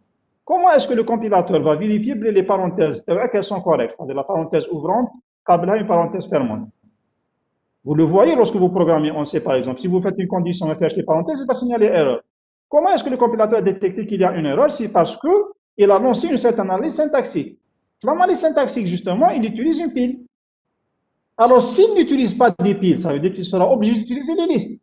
Et donc, chaque fois qu'il veut enregistrer, il va allouer, affecter, transformer le chaînage, ainsi de suite. C'est trop. Alors, au lieu de faire ça, au lieu de tout le travail, ce travail-là, je te donne un type maintenant, il devient prédéfini. Je te donne un type, il devient prédéfini. Donc, tu peux utiliser la bibliothèque des piles. Il suffit de mettre maintenant include, par exemple, pile. Si tu as besoin d'empiler, tu appelles à empiler. Pas de souci pour la représentation, c'est pas la peine d'allouer, c'est pas la peine d'affecter, ainsi de suite. Donc, on utilise init pile, utilise empiler, utilise dépiler, c'est tout. C'est clair. Mais entre nous, avant de pouvoir utiliser les primitives Hadoop, il faut d'abord les préparer, former une certaine bibliothèque, et à chaque fois, je fais appel à cette bibliothèque. Oui, monsieur, justement, la bibliothèque, oui, justement, oui, parce que pratiquement, actuellement, avec le Java qui implémente les piles, elle est prédéfinie, donc tu n'as pas besoin d'implémenter. Mais le C, par exemple, le C++ n'a pas la structure de pile. Donc, si tu veux utiliser une pile, c'est à toi de créer d'abord. Donc, tout ce qu'on a vu avec les primitives, il faut les programmer en C. Tu formes une certaine bibliothèque. À chaque fois, tu as un problème, tu fais include pile ou l'outil pile et tu peux maintenant utiliser toutes les primitives sans entrer dans les détails. monsieur, on va directement utiliser les... Non, l'algorithmique, on suppose que la bibliothèque, elle existe. On l'a vu dans le cours, ça y est, donc vous manipulez directement les primitives, les 5 primitives ou les 6 primitives. Maintenant, généralement, quand on utilise les listes, les piles mode chaîné, donc on n'a pas besoin de piles. Monsieur, في TP حنشوفوا كيفاش نديروا une bibliothèque ولا c'est un autre devoir. Bon, mais je ne vais pas une bibliothèque, mais vous allez programmer les primitives en quelque sorte. Sinon, je vais vous envoyer un fichier, une sorte de bibliothèque, où vous allez créer toutes les primitives. Et il suffit de mettre include C, vous faites appel à ce fichier-là. Bon, comme début, ce n'est pas la peine de créer une bibliothèque. Prenez un fichier, parce que si vous faites include le fichier .c, c'est-à-dire directement sans faire appel aux bibliothèques, vous pouvez le faire. Donc, vous développez quand même les primitives, vous les mettez dans un fichier et vous faites appel à ce fichier-là. Include outil pile.c et allez, à vous de jouer. Donc, vous pouvez manipuler les piles, les primitives des piles sans aucun problème. D'accord, merci, monsieur. Parmi les applications, on a les appels de fonctions. Lorsque vous avez, par exemple, dans un programme, vous avez plusieurs fonctions, une fonction qui appelle une fonction, ainsi de suite. Or, si la fonction 1 appelle la fonction 2, 2 appelle 3, 3 appelle 4, au retour, le 4 remet les résultats au 3, le 3 remet les résultats au 2, le 2 remet le résultat au 1. Comment garder l'ordre d'ajustement en utilisant les piles? C'est-à-dire, j'empile le 1, j'empile le 2, j'empile le 3, j'empile le 4. J'exécute, je dépile, donc je tombe sur le 3. Je dépile, je tombe sur le 2 qui a appelé le 3. Je dépile, je tombe sur le 1 qui a appelé le 2. Donc, l'appel des fonctions, justement, le compilateur utilise, ou bien le système utilise des piles. Les traitements de texte. Les traitements de texte, vous le manipulez tout le temps. Vous êtes en train de taper, par exemple, le Word. À un certain moment, vous effacez, vous retournez, avec la flèche, retour en arrière ou la reculer. C'est-à-dire, si vous voulez reprendre l'historique des modifications, il suffit de taper sur la touche ta flèche vers l'arrière. Et comment je peux retourner justement sur l'historique des modifications? C'est parce que toute opération que vous faites, le traitement de texte, elle est empilée. Et si vous tapez retour, elle vous dépile la dernière action que vous avez utilisée. Vous dépilez encore, ça vous donne l'action, l'électorat juste avant, et ainsi de suite. Donc, les traitements de texte, on utilise les piles justement pour garder l'historique des modifications. Les navigateurs, pour garder l'historique de la navigation, le navigateur utilise une pile. Vous êtes en train de naviguer sur un navigateur, n'importe quel navigateur. Vous accédez à un site donné, le site هذاك واحد site واحد آخر, ainsi de suite, et à un certain moment, si vous voulez revenir en arrière, il suffit de taper arrière, retour arrière. Mais comment est-ce que vous pouvez aller vers le retour arrière? C'est parce que tous les sites que vous avez consultés, ils sont empilés. Mais le premier, c'est le dernier. Et si vous faites un retour arrière, ça vous donne juste ce que vous avez fait juste avant. Mais par exemple, les navigateurs, à un certain moment, ils peuvent chercher à l'autre. Pourquoi? Parce qu'il utilise le site statique. Parce qu'il atteint le max. Et donc, à un certain moment, il recule, la pile, elle est vide. Mais les anciens, par exemple, il a utilisé une pile avec un tableau de 50 éléments, il peut sauvegarder les 50 sites que vous avez utilisés, que vous avez consultés à un instant donné. Si vous accédez au 51e, le 52e, alors le premier et le deuxième que vous avez consulté au départ, ils sont perdus. Ils sont utilisés par récursivité. On va voir juste le chapitre suivant qu'on va faire c'est la semaine prochaine, Inch'Allah, que la récursivité, la base de c'est les piles. Pour gérer, pour la gestion des appels récursifs, on est obligé d'utiliser une pile. Les applications graphiques, par exemple, le remplissage des formes. Vous utilisez par exemple le Paint, vous avez des figures, comme à un certain moment, le remplissage, avec l'icône, il fait juste une tasse, vous versez une couleur et vous allez remplir toute la zone avec la même couleur. Comment le faire justement? Vous avez un exercice dans ce sens. J'utilise des piles. Elle est utilisée pour la transformation des expressions arithmétiques, chose qui est utilisée par les compilateurs. Donc, on a ce qu'on appelle les formes infixées, les formes post-fixées. Justement, la base de c'est des piles. L'évaluation des expressions. Parce que vous avez une expression sous forme post-fixée. Bon, on n'a pas le temps, mais sinon, je vous aurais fait une démonstration pour comment j'utilise les formats infixés post-fixés, puisqu'on est pressé avec le temps. Vous pouvez faire un bas d'après. C'est juste des applications. Ça veut dire que ça n'a rien à voir avec il n'y a pas quelque chose de nouveau, c'est juste une application. Vous pouvez la voir après sur le net. Voilà. Avant d'entamer les fils, est-ce que vous avez des questions sur les fils?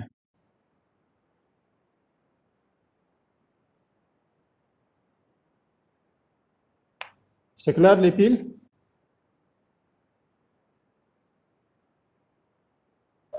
Oui, monsieur. Bien. Les fils, alors si on a bien compris les fils, c'est presque la même chose. C'est très similaire aux piles, pardon. Les fils, comme l'image vous la montre, donc c'est une suite d'objets, suite d'éléments. On a tout le temps utilisé les fils dans notre vie quotidienne, peut-être sans le savoir, mais c'est ça. Donc, par exemple, vous avez une file de personnes qui attendent un certain service. Alors, les piles, c'est quoi? Les fils, c'est quoi? Donc, une file, elle est très similaire à une pile, avec quelques petites différences entre les deux. La file, on peut la voir comme étant, la pile, c'était comme une boîte fermée. C'est comme un tunnel fermé. La file, elle peut être vue comme un tunnel fermé. La pile, on a une seule ouverture. La file, par contre, elle a deux ouvertures. Elle a ce qu'on appelle une entrée, appelée queue, et une sortie appelée tête. Comme pour les piles, avant d'utiliser la file, il faut l'ouvrir. Donc, il faut ouvrir la file, sinon on ne peut pas l'utiliser. Comme pour les piles, on a les éléments, ils sont superposés. On a les éléments, bien les objets de la file, ils sont ordonnés l'un après l'autre.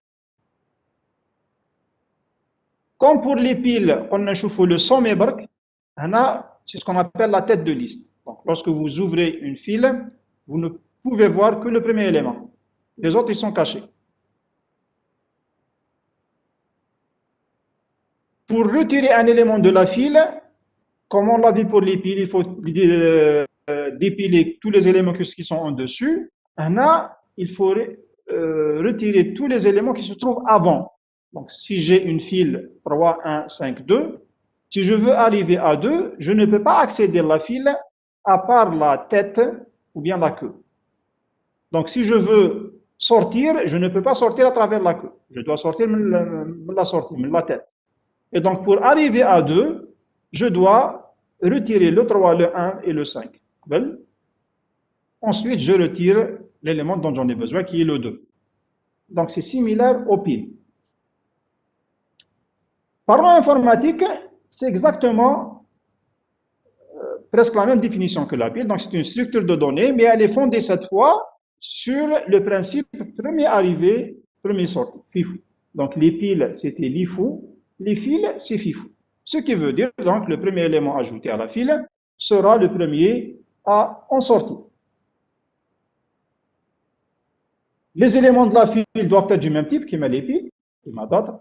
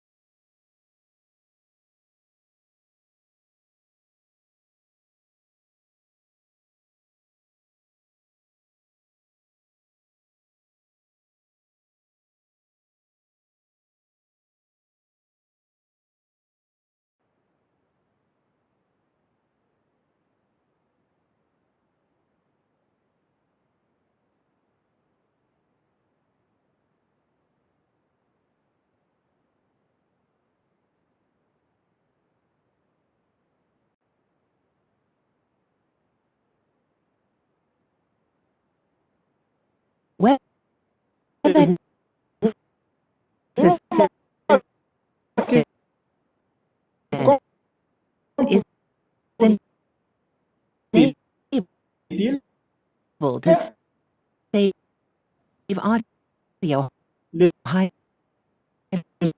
autres éléments sont cachés. Donc, une fois que l'élément est enfilé, la tête, elle cache tous les éléments qui viennent après. Je ne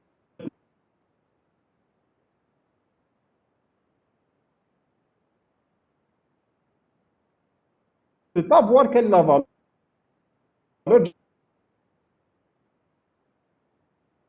du deuxième, la valeur du troisième. Pour le pouvoir le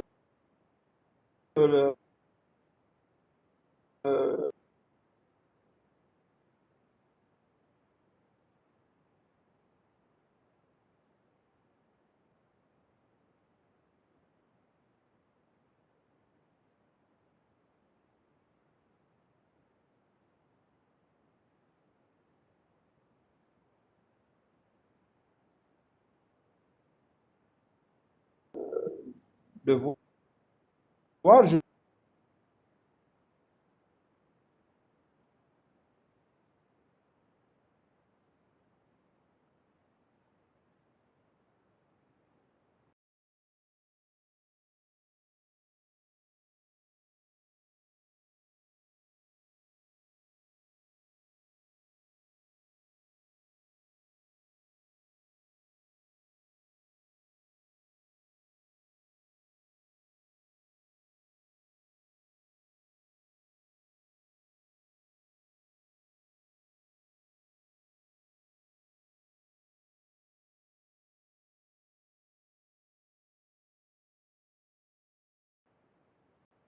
WebEx Assistant vous is avez des enabled to représentations save contiguës, audio ou bien des highlights. représentations chaînées, et tout dépend de ces deux représentations, vous avez les primitives qui changent.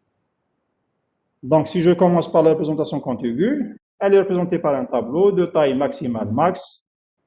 Dans ce cas, voilà le schéma à peu près d'une file représenté par un tableau. Donc, vous avez la tête de file, c'est le premier élément du tableau. Vous avez la queue de la file, c'est le dernier élément du tableau. Défiler, ça doit toujours se faire à partir du premier élément. Et enfiler, ça doit toujours se faire à la fin, c'est-à-dire à la première case vide du tableau. Ces emplacements-là sont des emplacements libres. À un certain moment, j'atteins le maximum et je ne peux plus enfiler. Parce qu'à chaque fois, c'est la queue qui se déplace. Alors, si je vois la déclaration maintenant, je peux la déclarer comme étant un enregistrement, comme pour les piles. Donc, c'est un enregistrement qui contient un tableau. Mais dans ce cas, j'ai, au lieu du sommet, pour les piles, ici, j'ai deux éléments qui sont la tête et la queue. Ce sont des indices du tableau.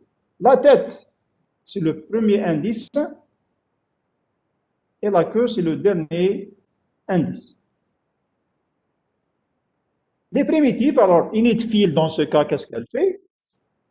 Elle initialise la tête à 1 et elle initialise la queue à 0. Donc, vous avez un tableau, toutes les cases elles sont libres. La tête, elle est toujours sur le 1.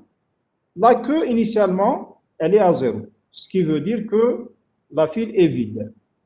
Donc, on va l'utiliser comme étant une condition pour tester est-ce que la file est vide. La même chose pour les tableaux qui commencent à 0. Vous devez utiliser -1 pour les queues et 0 pour les têtes. La complexité, on voit qu'elle est en haut de 1. La primitive enfilée, donc elle permet de rajouter, donc je lui donne une file en entrée-sortie, un élément en entrée. Qu'est-ce qu'elle fait? Donc elle incrémente d'abord la queue, ensuite elle récupère la valeur. Elle incrémente la queue, récupère la valeur. Incrémenter la queue, récupérer la valeur. À un certain moment, j'atteins le max et je vais dire que la pile est pleine. Elle est en haut de 1. Défiler. Alors là, il faut faire attention. La tête, on a dit qu'elle est toujours sur le 1. Donc pour défiler, si je fais sortir le V1, la tête, elle est toujours sur le 1, donc je dois faire des décalages. Donc pour la primitive défilée, telle qu'on l'a représentée à Gaïa, j'ai besoin d'un décalage. Donc, si je me donne l'exemple tête V1, V2, V3, Vx, si je veux récupérer le V1, donc je vais mettre X reçoit Ft de F tête, donc je récupère le V1 dans la variable X. Maintenant, le V1 en quelque sorte, il est supprimé. Donc, je dois faire des décalages de tous les autres éléments. Et j'obtiens maintenant la tête qui pointe vers le deuxième élément. Le deuxième, c'est le troisième, c'était ce qui était le troisième, et ainsi de suite. Et bien sûr, la queue, maintenant, elle est diminuée de 1. Parce que la taille du tableau, elle a diminué en quelque sorte. Les cases occupées ont diminué. La taille maximale, elle reste toujours. La complexité, bien sûr, là, la queue diminue et c'est une suppression logique qui marche les piles. Donc, la valeur existe toujours, mais elle est devenue verte, donc elle est logiquement supprimée, donc elle est déclarée libre, même si elle contient une valeur. La complexité, donc, vous voyez qu'il y a une boucle, donc elle est malheureusement en haut de 1. Parce que le pire des cas, une file de un élément, je supprime le premier élément, c'est un décalage, ou bien un moins un décalage, pour revenir à la tête. La tête de file, la fonction tête de file, donc elle récupère juste la tête, ft de f de tête, et ou bien en utilisant la deuxième syntaxe retournée, elle est en haut de 1. Et enfin, bon, c'est par la fin parce qu'on a fil vide aussi. Donc fil vide, on a vu si la queue est 0, ou là elle est égale à -1 les 4 à les tableaux qui commencent à 0. Fil vide, sinon c'est vrai, sinon c'est faux. Elle est en haut de 1. Et enfin, fil plein. Donc, on va tester est-ce que la queue a atteint le max. Fil plein est vrai, sinon fil plein est faux. Et bien sûr, la fonction de fil plein, elle concerne le cas contigu seulement et non pas le cas chaîné. Le cas, Monsieur, oui, pourquoi on teste pas la tête? C'est la queue qu'on la tête, elle est toujours à 1. teste pour savoir si elle a Pour savoir quoi? On a la tête, elle est pour toujours à savoir 1. C'est la queue la qui vous finale. détermine la case vide. Donc, s'il y a des cases vides, ça veut dire qu'elle est vide. S'il n'y a pas de case vide, elle est pleine. Donc, la tête, elle est toujours à 1, justement. Le problème, c'est la complexité, elle devient O de 1, c'est parce que la tête est toujours à 1. Justement, si on fait un retour vers la primitive défilée, on a la complexité, sa complexité, elle est en O de 1. Or, on a vu que pratiquement toutes les autres primitives, elles sont en O de 1. Est-ce qu'il est possible de réduire la complexité de défilé, de la primitive défilée, et la rendre O de 1 comme les autres? Si on travaille avec les listes chaînées. بلا لي ليست chaînées, en utilisant toujours le contigu. En utilisant les chaînés, c'est sûr. On va voir juste Comment après. on déplace la tête? Et comment tu déplaces la tête? D'abord, on récupère le premier élément, après on déplace la tête vers le deuxième élément. En bas, si tu défiles par exemple tous les éléments, tu auras la tête où? Il faut... C'est pas possible. Bon, c'est une bonne idée de déplacer la tête. L'idée, c'est ça. Mais comment? Est-ce que quelqu'un a une idée? L'idée, c'est ça, c'est déplacer la tête. Au lieu qu'elle soit figée sur le 1, je vais la déplacer. À chaque fois que je défile, je la déplace. Mais si je garde la structure telle qu'elle est, si vous déplacez la tête, à un certain moment, vous allez atteindre le max aussi. En bas de le tableau, et même si tu le déplaces vers la queue, comment tu vas récupérer les emplacements libres? Parce que si on atteint le max, donc la queue, le tableau il est plein. Si vous défilez, vous avancez la tête, vous libérez des places, mais vous ne pouvez pas les récupérer. C'est un problème. La solution, justement, pour réduire cette complexité, on propose d'utiliser ce qu'on appelle des tableaux circulaires. Dans un tableau circulaire, il n'y a pas de relation d'ordre entre la tête et la queue. En effet, la tête peut être avant la queue ou l'inverse. Les tableaux classiques, la tête elle est toujours avant la queue. Les tableaux circulaires, non. C'est exactement ce qu'on a vu sur les listes circulaires. La liste circulaire, la tête, elle tourne. Et la queue, elle tourne aussi. Donc, on va essayer de faire à peu près la même chose en utilisant les tableaux. On peut imaginer le tableau comme un tableau circulaire là-dedans. Vous avez la tête et vous avez la queue. La tête, elle est sur le 2 au lieu qu'elle soit sur le 1. Elle peut être sur le 2, elle peut être sur le 3, elle peut être sur n'importe quel indice. La queue, la même chose. Raif la fin, elle est sur le 4. Si on se déplace en avant, elle devient sur le 5. Elle devient sur le 6, elle devient sur le 7, elle devient sur le 8, elle devient sur le 1. Elle revient sur le 2. La tête, la même chose. Donc, si je fais par exemple défiler fx dans un tableau circulaire, ce qui va se passer, ça veut dire que je vais récupérer le A et déplacer la tête. Donc, je vais avoir ça.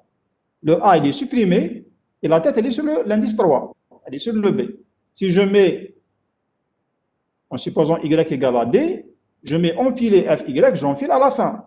Donc, c'est la queue qui se déplace vers la fin. Si je mets encore des enfilements différents, ainsi de suite. Vous allez me dire, mais comment décaler, ou bien on déclare ce tableau-là? Moi, je vais déclarer un tel tableau. Les tableaux, ce sont des tableaux classiques. Un tel max.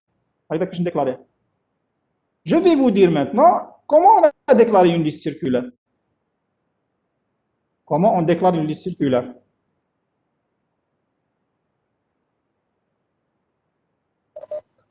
Le suivant, le dernier Non, élément, comment c'est on la tête. déclare la déclaration de la liste circulaire?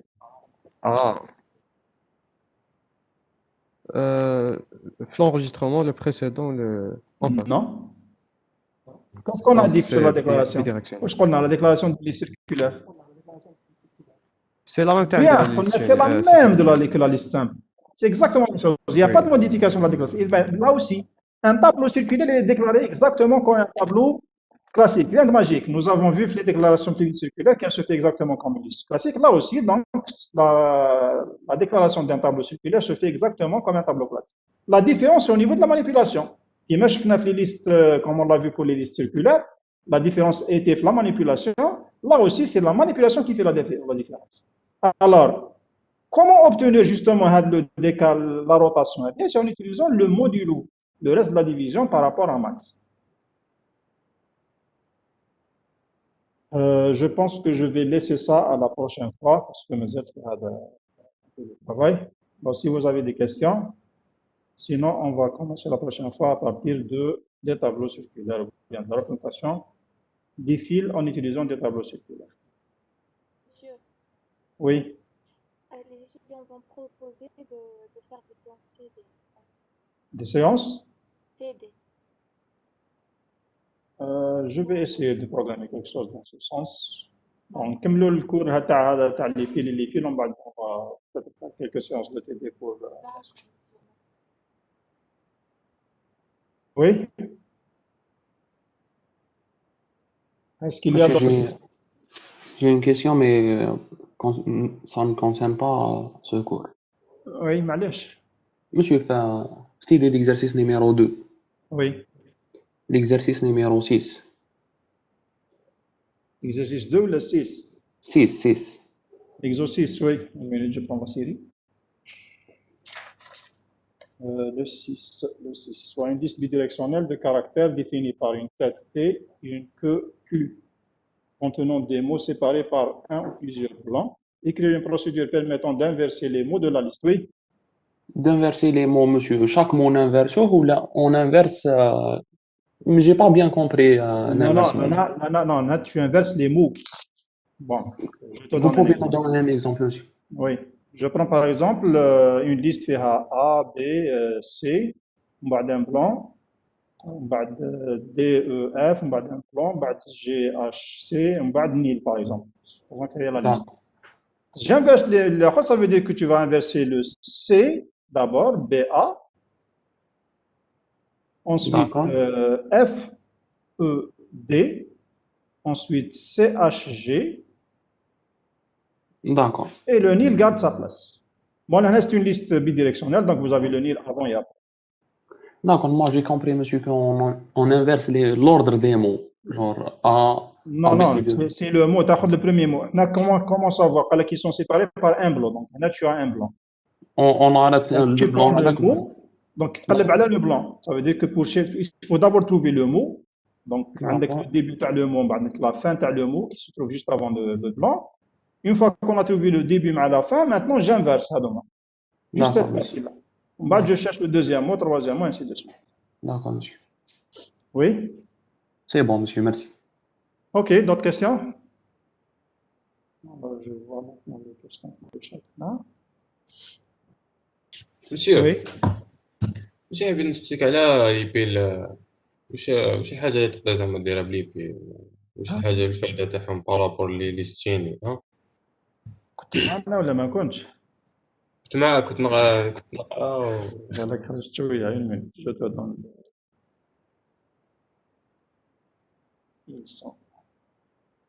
Voilà les applications, les piles. On a les compilateurs, tous les compilateurs de tous les langages, ils utilisent des piles. Généralement, l'analyse syntaxique, les compilateurs, elle se base sur ce qu'on appelle des automates à piles, donc ils utilisent des piles.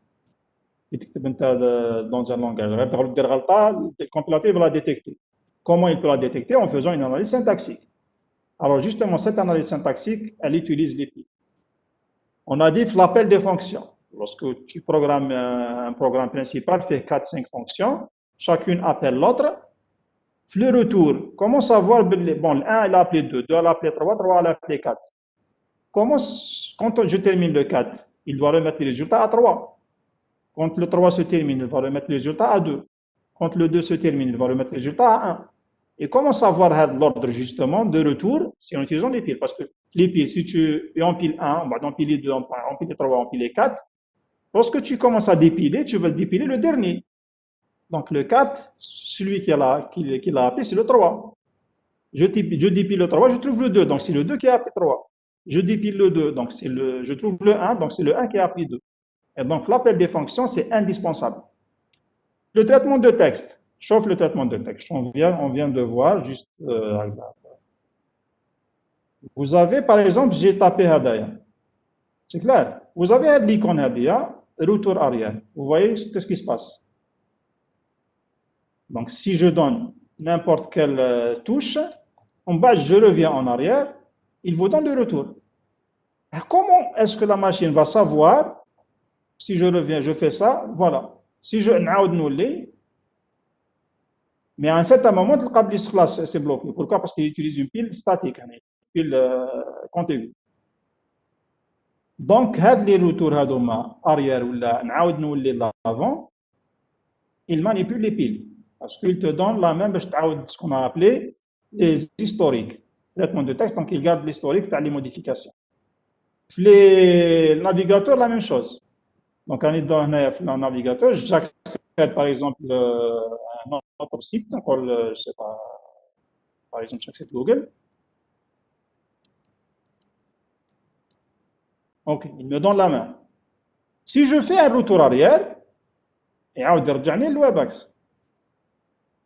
Et comment il a fait ça? C'est parce qu'il a utilisé une pile. Donc, avant d'appeler le Google, j'étais sur WebEx. Et donc, lorsque je fais plusieurs navigations, il va me garder l'historique. L'historique, justement, il est gardé en utilisant les piles. La récursivité, la même chose. On va voir, on va étudier le chapitre de la récursivité. On va voir que pour pouvoir programmer en récursif, les piles sont indispensables. Les applications graphiques. Je te donne un exemple aussi d'application graphique. Vous avez le Paint, par exemple. Le Paint est n'importe quelle forme.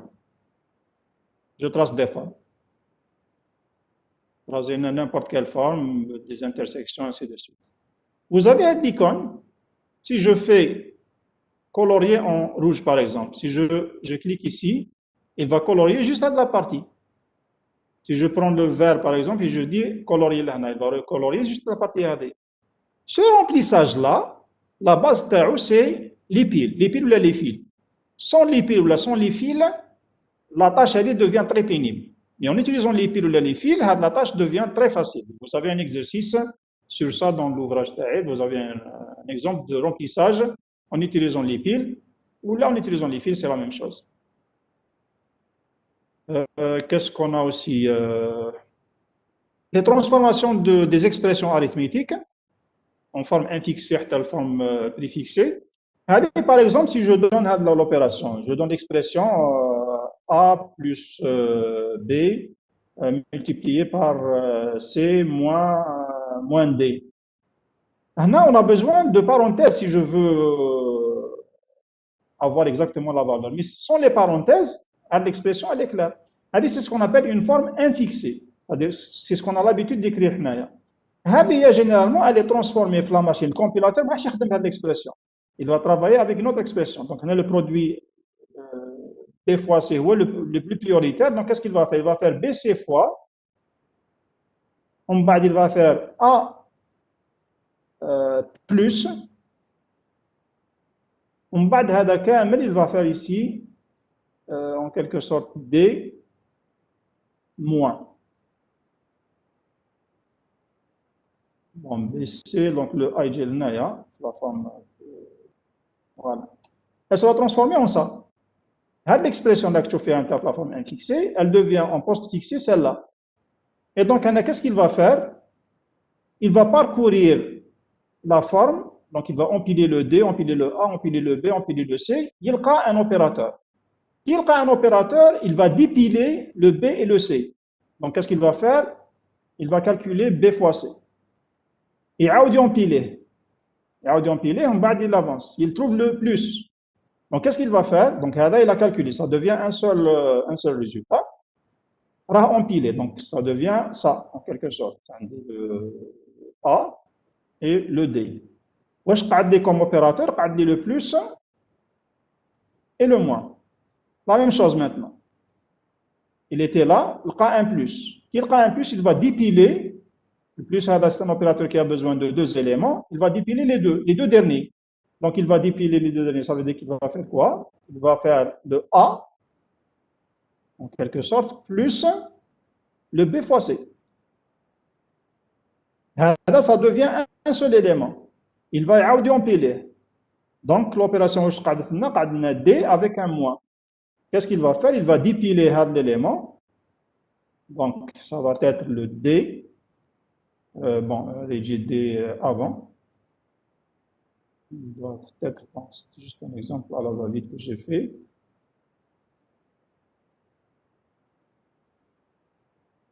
Bon, de toute façon, c'est l'ordre qui est ça va être un A plus B, A plus B fois C en quelque sorte, B fois C moins le D. Et vous voyez, à partir d'une expression, ce qu'on appelle en infixé, elle sera transformée en post-fixé. Dans ce cas, ça va être quoi? Là, on utiliser les parenthèses, sans utiliser les parenthèses, donc je vais aboutir à mon résultat. L'évaluation, la même chose, donc il va utiliser les postes infixés pour évaluer les expressions arithmétiques. C'est l'un des rôles des compilateurs. Pendant les syntaxiques, l'évaluation, transformation et évaluation des expressions arithmétiques. C'est clair? Oui, monsieur, là, فهمتك. Ok. D'autres questions?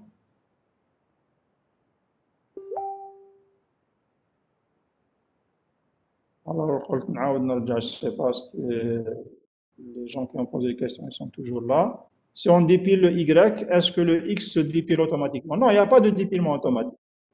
Il n'y a pas de dépilement automatique.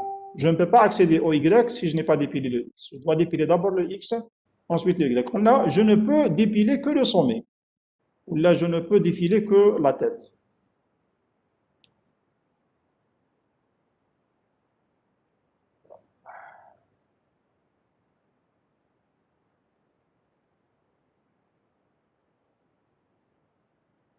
Quand est-ce qu'une pile est pleine? Bon, une pile est pleine dans le cas contigu lorsque on atteint le max, lorsque le sommet se coïncide avec la valeur maximale. La capacité d'une pile est-elle prédéfinie à l'avance? Dans le cas contigu, oui, mais dans le cas chaîné, non, elle est illimitée. Quelle est la différence entre pile pleine et pile vide? C'est la différence entre le jour et la nuit. Pile pleine, ça veut dire que la pile est pleine, vous ne pouvez pas mettre des objets en plus. Pile vide, ça veut dire qu'elle est vide, vous ne pouvez pas le tirer et vous pouvez mettre n'importe quoi. Pleine pile, vide. C'est quoi des pleines piles? Si vous avez trouvé des mots sur le net, bon, pleine pile ou la pile pleine, c'est la même chose. Bon, je n'ai pas bien lu. Si vous dites vide pile ou la pile vide, bon, j'ai pas rencontré le vide pile. Hein. À chaque fois, je pense qu'il a posé la question. Regarde. Donc, je ne sais pas où est-ce que tu as trouvé ça.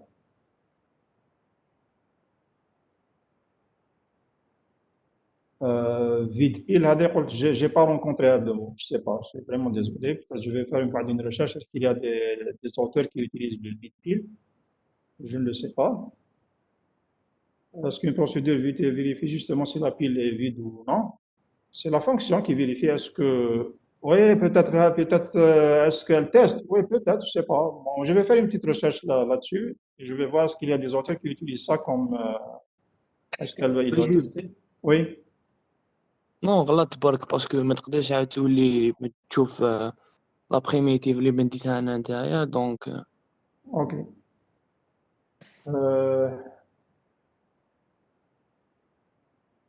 Non pile vide, ça veut dire qu'elle n'est pas vide, oui. Non pile vide, ça veut dire qu'elle n'est pas vide.